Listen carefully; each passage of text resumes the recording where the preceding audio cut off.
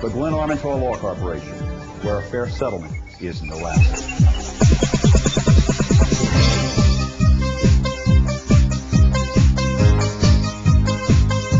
Tonight on Blue Mondays, Senator David Vitter brings shame to the state of Louisiana and to the United States Senate. We take a deeper look into this story on a local, state, and national level. I think he should resign from office. I think this is going to hurt Louisiana. All this week in history, and much more for Blue Mondays for July 23rd, 2007.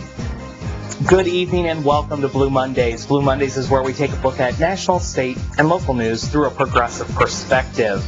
This week we have a full show for you, so here we go.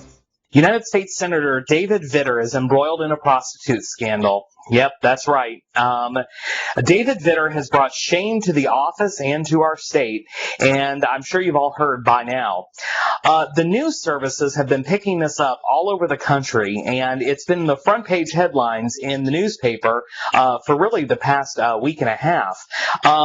We thought that in order to bring you a whole and rounded picture of this and some of the clips that we thought were most important, we were going to bring them to you tonight. So, without further ado, here you go. Take a look. Do with party politics. It has to do with Louisiana families. That was Senator David Vitter on election night in 2004. He ran for the Senate focusing on family values. Tonight, he's in the midst of what Governor Blanco is calling a scandal. Good evening. Tonight, new allegations against Senator Vitter. Now, another madam says he was a client. This story began to unfold last night. That's when Vitter released a statement admitting that his phone number was on the phone records of an alleged D.C. madam. Deborah Jean Palfrey is accused of running a high-priced call girl ring in the nation's capital. She says it was a legal fantasy escort service. Her attorney says she released these phone records dating back to 1996 to find witnesses to bolster her case. There are a lot of people out there who might have a cell phone number of a publicly interesting person from the mid-90s who may log on and connect the dots for us. Palfrey's lawyer says it's not clear whether Senator Vitter will help or hurt his client's case. That depends on what the senator is willing to say about what happened after that phone call. And this problem may be getting worse for Vitter. A New Orleans TV station is tonight reporting that a convicted madam in New Orleans says Vitter was a client at her high-priced brothel on Canal Street. The heads of the local Republican and Democratic parties had a lot to say about Vitter's admission and apology. As KPLC's Pam Dixon reports, one says it's time to move on, while the other says it's time for Vitter to move on. It has to do with Louisiana families. U.S. Senator David Vitter's actions and his own campaign words are coming back to haunt the Louisiana Republican after his phone number was linked to a Washington, D.C. escort service. Michael McHale is the chairman of the Calcasieu Parish Democratic Party. I think the hypocrisy really is considerable. Here's a fellow who ran as a family values Republican, and this certainly flies in the face of any family values that I know of. But for John Hoffbauer, chairman of the Calcasieu Parish Republican Party, Vitter's admission of a past indiscretion is old news. This is not something David had kept from us. This was out even when he was considering running for governor. And Hoffbauer is ready to forgive and forget. Understand if he has taken care of it with his wife, which is what is in the news, that he and his wife have been through counseling, then as far as I'm concerned, he's taken care of it with the people he needs to take care of it with, and that's good enough for me. But even Vitter's public apology is not enough for McHale. I think that what Senator Vitter should do for the best interest of the state is I think he should resign from office. I think this is going to hurt Louisiana. I think it's going to hurt our clout on Capitol Hill considerably. Particularly a time when we need it the most. I mean, we're still recovering from Hurricanes Katrina and Rita. I think David is a man that is a man of integrity. Did he make a mistake back there? Yes. So far, Vitter is the first lawmaker known to be linked to the so-called D.C. madam. Pam Dixon, KPLC 7 News. In place. In an interview with CNN, Palfrey, the alleged madam, said she didn't remember Vitter, but she thinks he used her company's services in 2001. David Vitter's name is in that book. His name's in this book. From her bedroom in Gretna, Jeanette Mayer holds a little black book packed with names of former clients. One of them, says Mayor, Louisiana Senator David Vitter. David Vitter has visited with my girls, and he seems to be one of the nicest men and most honorable men I've ever met. All through this campaign, my opponents basically carried out the theme that I wasn't in touch with the people and I didn't represent the values of the 1st District. His family joined him for this 2002 campaign speech, his wife and 4 children at the podium. His campaign staked a claim to family values. Mayor says Vitter truly cared about his family. And I know that he loves his wife and his children, and he's just he's a very warm and I think a very strong man that's able to carry New Orleans where we need to go. Mayor's Canal Street operation shut down several years ago. She says Vitter visited under peer pressure. You know, there was more to this business than sex. People need somebody to talk to. There are so many demands made on some people, you know, to be the best that you could be, make the best grades, go to school, play football, do this, do that, you know, and there's so many expectations and they can't fulfill everybody's needs. And sometimes they just need to feel normal. No comment tonight from Senator Vitter. An attorney for Mayor, Vinny Mosca, says he has absolutely no recollection of David Vitter's name ever appearing on any document, book, or list, or having any association with the Canal Street brothel or Jeanette. And he says that Ms. Mayor misspoke. The mayor would not say how many times Senator Vitter supposedly frequented her $300 an hour business, but did say it was more than once.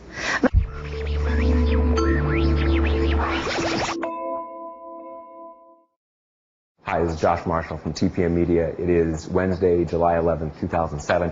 That was a few campaign moments from Senator David Vitter running for the Senate from the state of Louisiana just 3 years ago in 2004. As you may know, just yesterday, Vitter announced that indeed his number was in the phone records of the so-called DC Madam. And he came forward and confessed his very serious sin and that he is working with God and his wife to overcome the problems. Now, people had a lot of fun with this on the morning shows. We're going to show you a few clips. Back in 2000, Vitter was quoted, his wife, Wendy, was quoted in a Newhouse News Service story. She was asked, if your husband were as unfaithful to you as Bill Clinton, would you be as forgiving as Hillary Clinton? She said, I'm more like Lorena Bobbitt than Hillary Clinton. Yeah, well, I don't suppose that these are particularly pleasant times in that household. I'm a lot more like Lorena Bobbitt than Hillary, referring to Hillary Clinton. If he does something like that, I'm walking away with one thing, and it's not alimony. Trust me. And of course, Lorena Bobbitt, Don, the woman who cut off her husband's penis in 2003, so very harsh words there. I know, it's hard to say with a straight face. I don't know how you got through that without laughing. I tried. But you're bringing me down. That was pretty gusty. You know what? We should have the voice of a woman in this. Oh, okay. She said, let me quote this. You going to use your voice? I'm going to use my voice. I'm a lot more like Lorena Bobbitt than Hillary.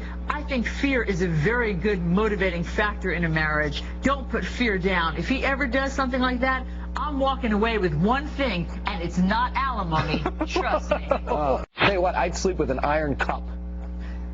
Why? Why? You know what? You never know. Baseball player? You know, yeah. You never know when someone's going to be looking to send a message. Maybe Bush could give Vitter a pardon. Okay, now it so happens we've dug up some video from only a year ago when Senator Vitter was on the floor of the Senate speaking out, defending traditional marriage. Take a look. Marriage is truly the most fundamental social institution in human history. Now think about that statement and the significance of it. The single most fundamental social institution in human history. Marriage, community, church, faith communities. We need to realize just how central those sorts of institutions are and how important they are in terms of influencing behavior in our society, good behavior and bad behavior. Truly significant, enduring social institutions, which are the greatest predictors, the greatest factors in terms of encouraging good behavior and success, discouraging bad behavior and failure. We will make important progress. We will pick up votes since the last time the Congress voted on this issue in 2004. And I'm one small example of that progress. So anyway, it sounds like he maybe could have taken some more practical steps to defend marriage. This is Mrs. Vitter. Back in 2000, when her husband, David, was a United States congressman, she was asked whether she could forgive her husband, then Congressman, now Senator David Vitter, if she'd learned that he'd had an extramarital affair as Hillary Clinton had, in the forgiving sense. Mm-hmm. And here's what Wendy Vitter has to say. I'm a lot more like Lorena Bobbitt than Hillary. If he does something like that, I'm walking away with one thing, and it's not alimony. Trust me. Is that right? Apparently David Vitter now officially a eunuch. Yeah. The eunuch senator from Louisiana. They impeach President Clinton for having an affair. For lying about it. Right. Okay. So, meanwhile, Newt Gingrich is having an affair. And then he has all these other ethical problems. He steps down in the middle of impeaching, after impeaching Clinton because he's had affairs. Then Livingston's supposed to replace him. Livingston is having all these affairs. Hustler catches him. He steps down. Vitter takes Livingston's spot in Louisiana. And at the time, they're like, okay, well, we got a good moral guy. And it turns out he'd been having affairs all along. These are the guys that impeached Bill Clinton. And by the way, every single one of them down the line were all having numerous affairs with whores and otherwise while they were impeaching Bill Clinton for lying on a grand jury about his affair after they questioned him endlessly about his sex life. But if Bob Livingston, Newt Gingrich, and David Vitter had been under oath in a civil lawsuit and had been asked about those affairs, I'm sure they would have told the truth. Yeah, I'm sure they would have all immediately fessed up. Right, of course. Now, so here's David Vitter on Bob Livingston and Bill Clinton. Oh, this is going to be great. This is after replacing Livingston. He's in the Congress. He's in the Congress, which, by the way, means that he's already had the cours. Yeah. He's already frequented the ladies of the night when he makes this quote. I think Livingston stepping down makes a very powerful argument that Clinton should resign as well and move beyond this mess. So now, David Vitter, apparently, you should resign and move beyond this mess. Well, that makes it a very powerful argument, Ben. Here's David Vitter, and here's the latest information when you say, because he hadn't necessarily been visiting the D.C. Madam yet, but here's what we know now about David Vitter when he said that in 2000. Just in 1999, after replacing Bob Livingston, that Clinton should resign as well. Senator David Vitter visited a Canal Street brothel several times, beginning in the mid-1990s, paying $300 per hour for services at the bordello after he met the madam at a fishing rodeo. I think that's the most damaging part of the whole story. After he met the madam at a fishing rodeo that included prostitutes and other politicians. Man, I need to go to more fishing rodeos. I was just about to say, hey, wait a minute, where the hell are these fishing rodeos? I can't First of all, go. it It sounds like a lot of fun. We laughed, but we didn't. Fishing rodeos. I don't know what they do. I don't know what they do at a fishing rodeo, but I can't wait to find out. I really want to live in Louisiana. I'm not even mocking it. Like, it sounds awesome. Like, fishing rodeo, let's go! It's a fishing rodeo. Are you kidding? Imagine we're in Louisiana and somebody says, hey, I found a fishing rodeo. How do we not go to I'd go right away. Vendetta gotcha-style politics where a politician's private sexual behavior, picadillos, perversions, crimes really against nature are used against him.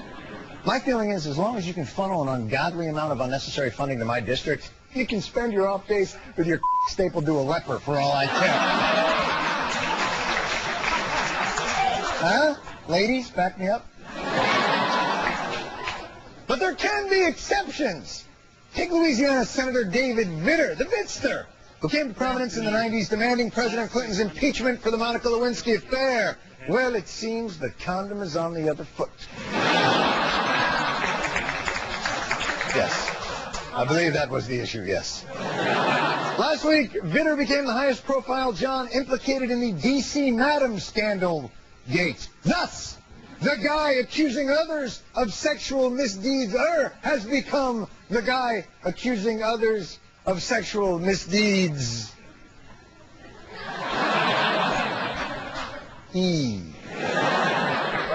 of reminds you of the old saying, the only thing I trust less than a Louisiana senator sleeping with a hooker is one that isn't. I believe Oscar Wilde said that. Yes, that's right. I believe, let's say Oscar Wilde said that on, I don't know, according to Jen. All right. Now, you know what the next step, of course, is. Hey, honey, get in the car and put on your clenched acceptance face. We're going to Sorrytown. I want to again offer my deep, sincere apologies to all those I have let down and disappointed with these actions from my past. Actions from my past? What are these hookers of yore? Whores of yore, if you will? These were hookers of a historical nature. So, David Vitter, you've been disgraced by your own hypocrisy. What are you going to do now? From here, I'll go directly to the airport and to Washington for votes. I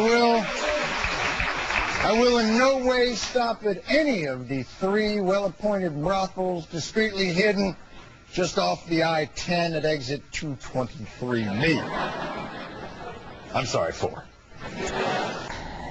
Unbelievable. Unbelievable. You know what? And this also almost sounds like it's from a movie, but it's not. It's real life. Real life. And David Vitter is claiming now that he has nothing else to say because he's already explained himself.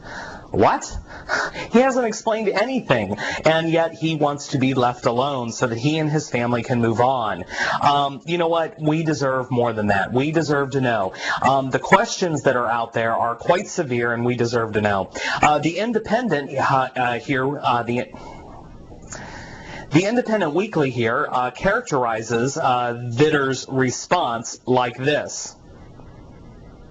So here's what it boils down to. Vitter is saying that the Pulitzer Prize-winning Times-Picayune is staffed by liars. Former Louisiana Weekly writer and state rep candidate Christopher Tidmore is a liar. Louisiana Republican State Central Committee Vincent Bruno is a liar. Deborah Jean Palfrey is a liar. Wendy Cortez is a liar. Vitter's treading on extremely thin ice here with his refusal to answer legitimate questions. He's keeping the story alive for local and national media. NBC's Chris Matthews said last night that Vitter looked angry and contemptuous. To read the rest of how the Independent has been reporting on this, we encourage you to log on to theend.com/blog. That's where they have their daily news briefings. There you can also sign up to receive them in your email box every single day. This raises some serious and significant questions, okay? All David Vitter has said is that he had some serious sins in his past, okay? Well, we don't know what that means, and we think we deserve, as the voters of this state, we deserve and we have a right to know what has been done. What was this confession that he supposedly made? What did he actually do? Did he actually commit a crime? That is something we deserve to know, and before it plays out in the criminal court in this Deborah Jean Palfrey case that's going on right now in the Washington, D.C. Madam. What kind of husband and father would continue to put his family through this? This story is not going away. It is not going to go away. The press is going to keep hounding him, and it would behoove him, and I would think it would also make it easier on his family and his children if he were actually to come out and answer these questions. We call on the senator to resign and resign now. And at the very least, he needs to sit down and answer these questions. And now, This Week in History. This Week in History. In 1903, Dr. Ernest Fennig of Chicago becomes the first owner of a Ford Model A. In 1947, U.S. President Harry Truman signs the National Security Act into United States law, creating the Central Intelligence Agency, the Department of Defense, the Joint Chiefs of Staff, and the National Security Council. In 1948, Harry Truman signs Executive Order 9981, desegregating the military of the United States. In 1956, at New York City's Copacabana Club, Dean Martin and Jerry Lewis performed their last comedy show together, which started July 25, 1946. In 1957, the International Atomic Energy Agency is established. In 1958, the U.S. Congress formally creates the National Aeronautics and Space Administration. In 1962, Telstar relays the first live transatlantic television signal. In 1969, Apollo 11 splashes down safely in the Pacific Ocean. In 1974, the United States Supreme Court unanimously rules that President Richard Nixon did not have the authority to withhold subpoenaed White House tapes, and that they order him to surrender the tapes to the Watergate Special Prosecutor. In 1976, in New York City, the Son of Sam kills one person and seriously wounds another in the first of a series of attacks. In 1984, Soyuz 7 cosmonaut Svetlana Savitskaya becomes the first woman to perform a spacewalk.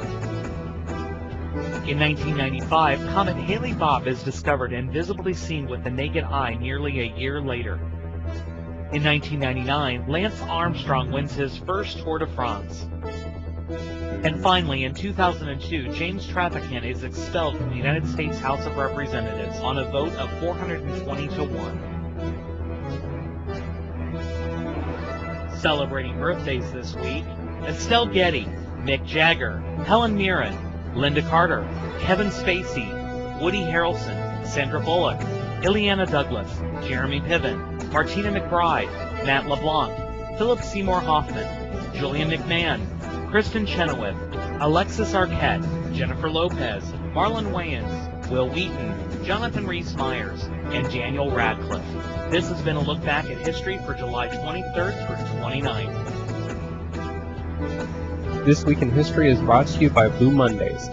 Blue Mondays is on each and every Monday night at 9 p.m. on AOC Channel 15. Blue Mondays, your weekly progressive voice in Acadiana. In our clip of the week, we have something different for you this week. I was asked to attend the John Edwards Town Hall meeting this past week in New Orleans that was covered on Good Morning America. They devoted an entire 2 hours to this on their show, and it was really a great event. The former senator, in my opinion, is best qualified for this position. That's why I am supporting him. But I also think that he has the best chance out of all the Democratic candidates to actually take over the White House. And hopefully improve the country and right us from all the wrongs that we've had to endure these past 6 years. But all that aside, you don't get to be in our clip of the week for being the best presidential candidate. You get to be in our clip of the week by being funny. Take a look. We retrieved from 2004 on the campaign trail. You were on David Letterman. And at that time, you gave 10 things you will never hear a candidate say in a presidential race. If your last name begins with M through Z, sorry, your taxes are doubling. Well, how can you? We're going to cut the deficit by selling North Dakota to Canada. Do you want to add any to those? Without I don't know. You mean you want me to have one there? I can't compete with David Letterman, comedy writer. Oh, wait, I got a better one. Yeah. How about, what is the tip on a $400 haircut?